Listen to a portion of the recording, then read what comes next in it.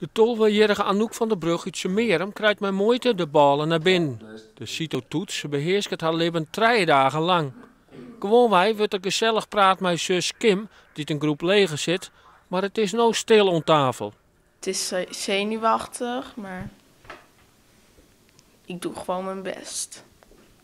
Wat vind je nou het moeilijkst? Begrijpen lezen. Want, wat is daar zo moeilijk aan?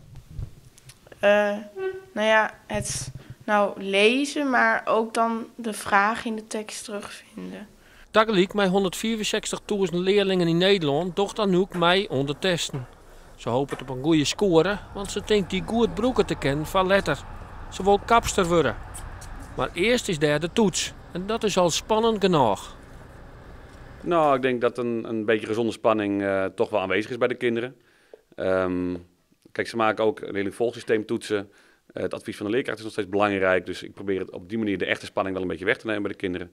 Maar ze zullen altijd toch wel een bepaalde dosis spanning hebben. De CITO-toets bestaat uit 200 vragen op het gebied van taal en rekenen. De 8 leerlingen van groep 8 gaan oefenen met testen uit variërende jaren. De Tamsma-squal is een van de 2 excellente squallen in Friesland, maar dat houdt geen extra druk.